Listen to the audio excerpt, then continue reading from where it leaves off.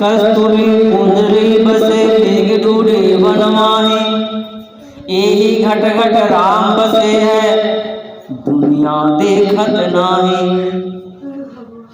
कस्तूरी कुंडली बटे कस्तूरी कुंडली बसे मृग ढूढ़े बनवाही, यही घट घट राम बसे दुनिया देखत नाही।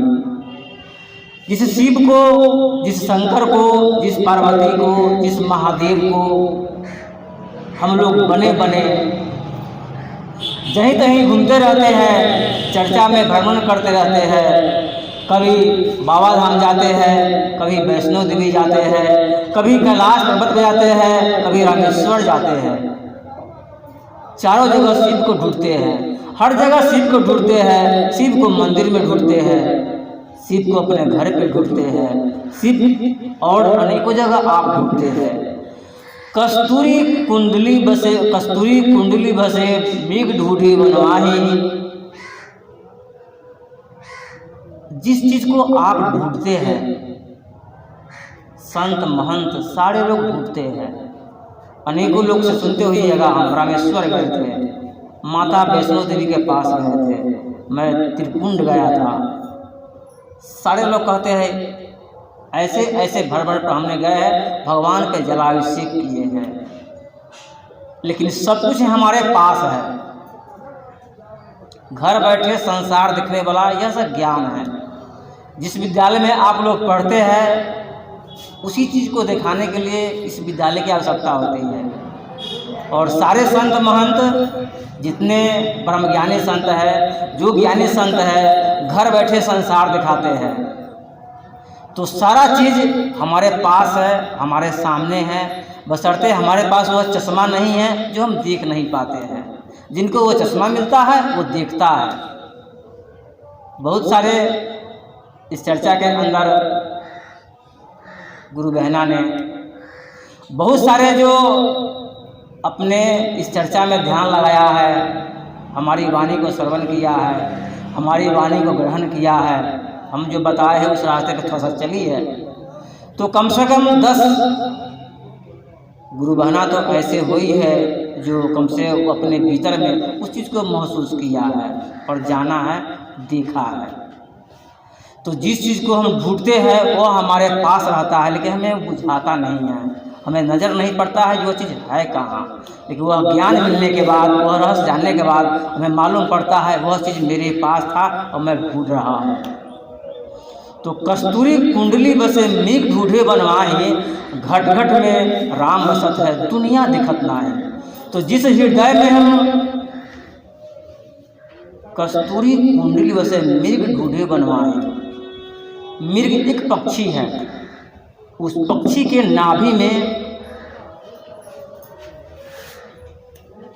कस्तूरी होता है जो एक खूब सुगंध देने वाला चीज़ होता है। जिस प्रकार से हम अगरबत्तियाँ जलाते हैं, मोमबत्तियाँ धूप दीप जलाते हैं, या हम अपने शरीर पर इत्र का प्रयोग करते हैं, तो उस समय हमारा बॉडी महमा करता है। इस रोज टाइम जाते हैं तो लोग कहता है किसी ने सेंट लगा रखा है। तो उस प्रकार से मृग के नाभि में कस्तूरी पाया जाता है, और कस्तूरी उसकी खोज में, मृग उसके खोज में पूरे वन में दौड़ता रहता है। जिधर जाता है उसको उधर कुछ मिल जाता है तो कीड़े में भाग जाता है, और कीड़ा से निकला यहाँ आया, यहाँ ढूंढ रहा था, मंदिर में भाग जाता है। मंदिर से निकला उस पेड़ के छांव में गया तो उसकी वहाँ जाए तो वह पेड़ का आगे पर भागता है। तो वह भागता रहता है, भागता रहता है, भागता रहता है, लेकिन वह कस्तूरी, वह खुशबू, वह अमृत, वह ज्ञान जिसके ढूंढ में वो चलता है, वो खोजने चलता है, तलाशने चलता है, उसके पास ही रहता है, लेकिन उसे मालूम नहीं होता है कि हमारे नाभि में यह चीज़ है, मैं उसे ढूंढ रहा हूँ। इसी प्रकार से ज्ञान है। ज्ञान को आप जितना सानिएगा, साधारण सी बात है, आप अपने घर में चपाती बनाते हैं, रोटी बनाते हैं, तो किसी अनजान महिला को देखते होइएगा उसका रोटी एक नहीं खिलता है, क्योंकि वह आटा के अच्छी तरह से नहीं गूँथा करती है। क्योंकि आटा गूँथने के अच्छी से गूँथने के बाद रोटी अपने आप स्वतः तवा में खिलता है। सेकेंड बार फर्स्ट डाले, सेकेंड उलट दिए, थर्ड बार में जो ही आप रोटी तावे में रखते हैं, कुछ देर के बाद उसे फैलने की कोई जरूरत नहीं है, जातने की कोई जरूरत नहीं है, स्वतः वह गेंद की तरह वह चपाती खिल जाता है। तो सब कुछ मेरे सामने रहता है, लेकिन हमें उस आटे के गूंथने का लूर नहीं है, इसलिए वह चपाती वह रोटी नहीं खिल पाता है। वह अपने पति देव से जो जिसको वो भोजन परसती है, वो लोग कहता है कैसा महिला है, इस सही से रोटी बनाने नहीं आती है। तो सब कुछ आपके सामने रहता है, आपके पास रहता है, लेकिन वह चीज़ को मालूम नहीं रहता है, क्योंकि आप जो ढूंढते नहीं हैं, खोजते नहीं हैं। जब आप में खोजने की जिज्ञासा होगी, दरअसल बात जब आपको कोई विद्यार्थी होता है, किसी को कलेक्टर बनना है, किसी को डीएसपी बनना है, किसी को पर्वत पे चढ़ना है, तो उसमें जागृति होती है, उसमें जिज्ञासा होता है, तो वह अपने आप में ढूंढता रहता है। अगर अपने से संतुष्ट नहीं हुआ तो दूसरा, तीसरा, चौथा, पाँचवां, सातवां, आठवां, नौवां, 10वां से वो व्यक्ति पूछता रहता है कि मैं पहाड़ पर कैसे चढ़ूँगा। क्योंकि पहाड़ पर चढ़ने में ज्ञान नहीं है, तो सबसे पहले वो कोशिश करेगा अपने गुरु से सीखने के लिए। और गुरु से भी संतुष्ट नहीं हो रहा है, पहाड़ पर चढ़ने के ज्ञान, गुरु से ज्ञान लेने के बाद भी वह जो पहाड़ पर चढ़े हुआ है उससे मिलेगा, उससे पूछेगा आपने पहाड़ पर कैसे कैसे चढ़ा, पहाड़ पर कैसे कैसे चढ़ने में बाधाएं आती हैं, पहाड़ पर कैसे चढ़े तो हम चढ़ जाएं, पहाड़ पर चढ़ने में हम क्या देखते हैं। यह सारा रहस्य उस पहाड़ पे चढ़ने वाले लोग से पूछते हैं, तब उसे मालूम होता है और उसकी राह खुल जाती है कि हम पहाड़ पर भी ऐसे चढ़कर हम पंचम लहरा सकते हैं। लेकिन बेगर आप में अगर जिज्ञासा नहीं है, आप में ज्ञासा नहीं है, आप में वो चीज़ को खोज नहीं कर रहे हैं, तो आप पहाड़ पर नहीं चढ़ सकते हैं। जिस प्रकार से मिर्ग वन वन भटकता है उस कस्तूरी खुशबू के लिए, क्योंकि खुशबू जहाँ वह मिर्ग जहाँ भी गया खुशबू उसके साथ जाता है, लेकिन उस मिर्ग को मालूम नहीं है कि मेरे नाभि में वह कस्तूरी है जिसे मैं ढूंढ रहा हूँ। तो सब कुछ हमारे पास रहता है।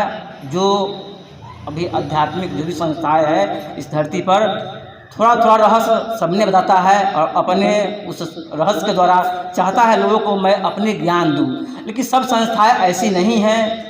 उसमें भी लोगों को बहलाया जाता है, फुसलाया जाता है, समय टाल टूट किया जाता है। लेकिन ज्ञान, यह सब ज्ञान अगर जहाँ ज्ञानी व्यक्ति होगा तो आपको चंद सेकंड में ही उसका मार्ग आपको बता सकता है, लेकिन अज्ञानी होगा तो आपको तरह तरह की बात में उलझा कर रखेगा, तरह तरह की समय देगा, तरह तरह के विचार देगा, तरह तरह के राह आपको बताएगा। लेकिन जो सही होगा आपको तुरंत उसकी मार्ग बताकर आपकी उसकी झलक दिखा सकता है। तो जिस चीज़ को हम ढूंढते हैं वह सब मेरे पास रहता है। अनेक संत महंत बड़े बड़े गर्दन में देखते ही होगा तुलसी की माला पहनते हैं, लेकिन उस संत को नहीं मालूम है जो तुलसी के माला हम कई ठोक पहने। वो सीधे माला पहना है, कोई 6 को पहन रहता है, कोई 12 को पहन रहता है, कोई 20 को पहन रहता है, कोई 30 को पहन रहता है, कोई 2 को पहन रहता है गर्दन में, कोई 1 को पहन रहता है गर्दन में। ये सब आप लोगों के सामने गुजरता होगा।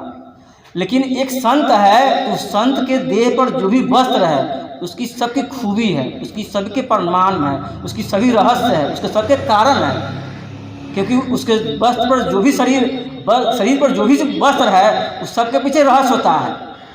लेकिन सीधे लोग देखा देखी उस चीज़ को अपनाते हैं, लेकिन उस रहस्य के पीछे नहीं जानते हैं। लेकिन जो ज्ञानी है उसकी हर रहस्य खोजिएगा तो आपको पूरी रहस्य की जानकारी देगा, उसके पीछे क्या कारण है, क्या राज है, उसमें क्या रहस्य है।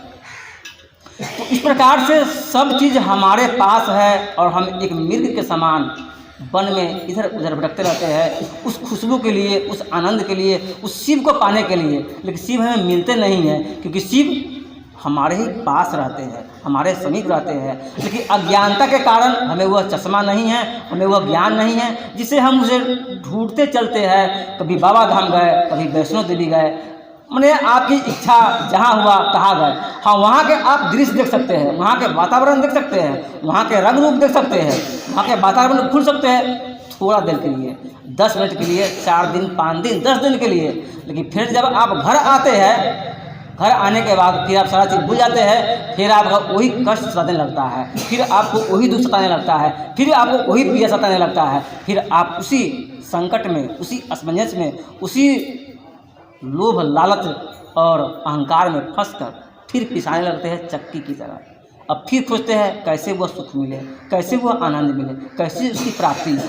तो जब आपको अंदर जिज्ञासा होगा पाने के लिए, तब आप उसे राह खोज सकते हैं, उसी पर जा सकते हैं। अन्यथा आप तरफ तरफ कर अपनी प्राण को लोग त्याग देते हैं। जहर खा के मर जाते हैं, आग लगा के मर जाते हैं, सुसाइड करके मर जाते हैं, कहीं में नदी में, तालाब में रेल से कट के मर जाते हैं, क्योंकि वह माइंड उसका काम नहीं करता है उस वक्त। और जब माइंड इस प्रकार से उसका तीव्र हो जाता है, उसका कुछ समझ नहीं आता है, क्योंकि न उसको उसे गुरु मिलता है, न उसे उसके माता पिता मिलते हैं, न उसके लोग मिलते हैं जिसे समझाकर उसको नया जीवन दे। तो मंत्र ऐसा चीज़ है, यह मंत्र जिस मंत्र को आप लोग खोज रहे हैं, ढूंढ रहे हैं, तो यह चीज़ ऐसा है, आपके माइंड में किसी भी प्रकार की विकृति क्यों न हो, किसी प्रकार की टेंशन क्यों न हो, किसी प्रकार की चिंता क्यों न हो, किसी प्रकार के व्याधियाँ क्यों न हो, जिसे आप तड़प रहे, कष्ट रहे, पीड़ा में, असहाय में डूबे हुए हैं, आपका कोई मार्ग नहीं मिल रहा है। लेकिन ये एक ऐसी विद्यालय है, एक ऐसी संस्था है, उसमें आपको हर दुख की दवा है, हर बीमारी का इलाज है, बशर्ते आप वह जानेंगे तब, आपके अंदर उसी जिज्ञासा होगा तब, आप उसे खोज करेंगे तब, उसे चीज़ को पाना चाहेंगे तब, और आप उस चीज़ से सह रहे हैं, कष्ट अनेक व्याधियाँ हैं, अनेक पीड़ाएँ हैं, सब कुछ सह रहे हैं, कोई मार्ग नहीं खोज रहे हैं, किसी से पूछ नहीं रही है ज्ञानी से, तो आपका हमेशा जीवन टेंशन मुक्त हमेशा रहेगा, कभी उस जीवन से आप मुक्त नहीं हो पाइएगा, और हमेशा कष्ट चिंता में आप अपने शरीर को दिन पर दिन सोच और चिंतन में डूबते जाएगा आपका शरीर।